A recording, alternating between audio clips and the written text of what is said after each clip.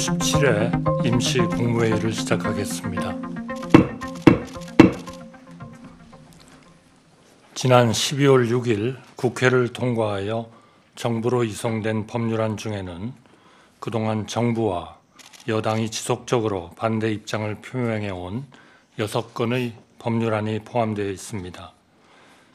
국가적으로 매우 엄중한 상황에서 과연 어떠한 선택이 책임 있는 정부의 자세인지 대통령 권한 대행으로서 고민과 숙고를 거듭했습니다.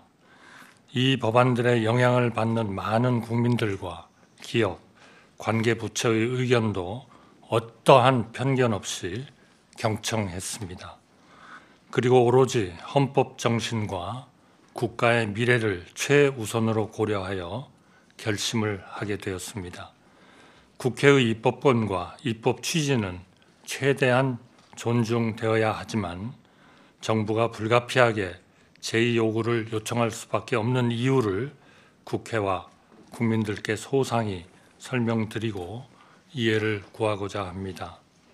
우선 농업사법 개정안과 관련하여 농업, 농촌의 발전과 농업인들의 소득을 보장하고자 하는 국회의 입법 취지는 충분히 이해하고 존중합니다. 그러나 이 법들이 시행되면 시장 기능을 왜곡하여 쌀 등 특정 품목의 공급 과잉이 우려되며 막대한 재정 부담을 초래할 것입니다. 재난 피해 지원 및 보험의 기본 원칙과도 맞지 않아 상당한 논란도 예상됩니다. 양곡관리법 개정안은 지난 21대 국회에서 정부가 이미 한 차례 제2요구권을 행사했고 국회 재의결을 통해 부결되어 폐기된 바 있습니다. 이번에 다시 정부로 이송된 동법 개정안은 제2요구 당시 정부에서 이의를 제기한 남는 쌀 의무 매입에 대한 우려사항이 보완되지 않았을 뿐만 아니라 오히려 양곡의 시장 가격이 일정 가격 미만인 경우 정부가 그 차익을 지급토록 하는 양곡 가격 안정제 도입 규정이 추가되어 의결되었습니다. 이 개정안이 시행되면 고질적인 쌀 공급 과잉 구조를 고착화하여 쌀값 하락을 더욱 심화시키는 결과를 초래할 뿐만 아니라 쌀 생산 확대로 시장 기능 작동이 곤란해져 정부의 과도한 개입과 막대한 재정 부담을 가중시킬 것입니다. 정부의 한정된 재정 상황을 고려했을 때 쌀 의무 매입 제도와 양곡 가격 안정제 시행에 막대한 재정이 투입된다면 스마트팜 확대, 청년 농업인 육성 등 대한민국의 미래를 위한 농업, 농촌 투자를 매우 어렵게 할 것입니다. 이에 정부는 이번 개정안에 대한 대안으로 농업계 등 각계의 의견을 수렴해 한국형 농업인 소득 경영 안정 방안을 마련하였으나 국회에서 충분한 논의와 타협 없이 이번 개정안이 통과되어 매우 안타깝게 생각합니다. 농산물 유통 및 가격 안정에 관한 법률 개정안은 채소, 과일 등 주요 농산물의 시장 가격이 기준 가격 이하로 하락하였을 때 정부가 생산자에게 차액 지급을 의무화하는 내용을 담고 있습니다. 이 개정안 또한 양곡관리법 개정안과 같은 부작용이 우려됩니다. 농산물 가격 안정제가 시행될 경우 농산물 생산이 가격 안정제 대상 품목으로 집중되어 농산물 수급 및 가격이 매우 불안정해질 것입니다. 또한 과도한 재정 부담이 발생하고 이로 인해 미래 농업, 농촌을 위한 재원 배분이 어려워집니다. 시장을 왜곡하는 농산물 가격 지지 중심에서 농가 소득 안전망을 강화하는 방향으로 농업 정책을 전환하는 세계적 추세에도 역행하는 접근이 아닐 수 없습니다. 농업재해대책법과 농업재해보험법 개정안은 농업 분야에서 재해 발생 시 피해를 입은 시설의 복구 및 피해 주민의 생계 안정을 위한 지원을 넘어서 재해 이전의 생산에 투입된 비용까지 보장하는 내용을 담고 있습니다. 또한 자연재해로 인한 피해가 발생하여 농업인에게 보험금을 지급하더라도 보험료율을 할증할 수 없도록 제한하고 있습니다. 그러나 국가가 재해복구비 외에 생산비까지 보상하는 것은 재난안전법상 재해지원의 기본 원칙에 반하며 다른 분야와의 형평성 문제 및 도덕적 해이가 우려됩니다.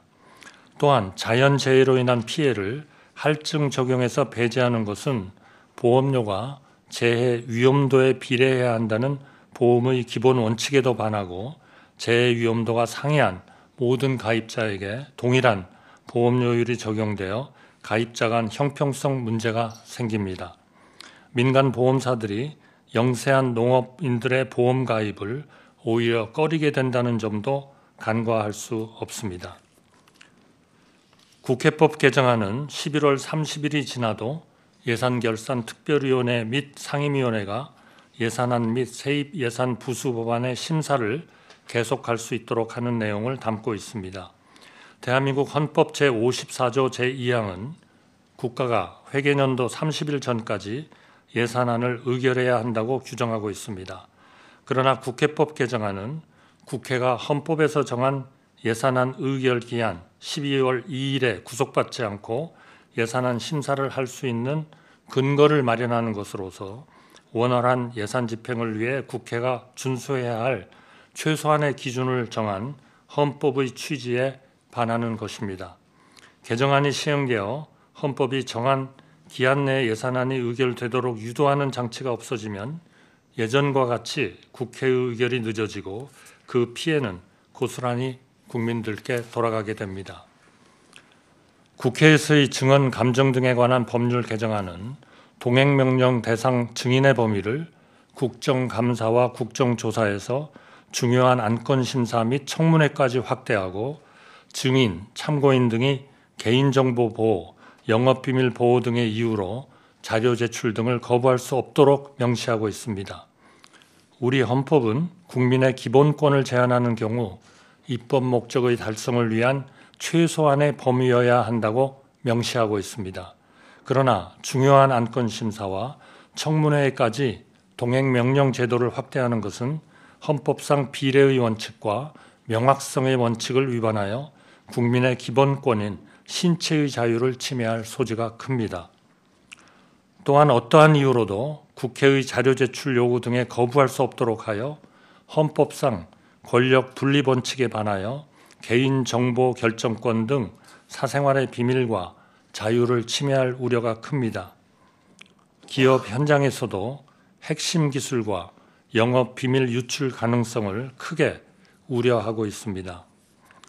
어느 때보다 정부와 여야 간 협치가 절실한 상황에서 국회의 6개 법안에 대한 제의를 요구하게 되어 마음이 매우 무겁습니다. 그러나 정부는 헌법 정신과 국가의 미래를 최우선으로 하는 책임 있는 결정을 하지 않을 수 없습니다.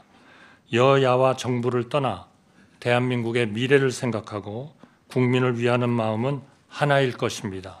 그러나 그리로 가는 길에 대해서는 각자가 처한 위치나 상황에 따라 생각의 차이가 있을 수 있습니다. 대화와 타협을 통해 이러한 차이를 극복하고 모두를 위한 해법을 찾을 수 있도록 국회와 정부가 함께 노력하는 것이 절실하다고 생각합니다. 오늘 국무회의를 거쳐 정부가 제의 요구하는 법안들에 대해 국회에서 다시 한번 심도 있게 논의하고 바람직한 대안을 모색해 주시기를 간절히 호소드립니다. 정부도 전향적이고 허심탄회한 자세로 적극 참여하고 지원하겠습니다. 감사합니다.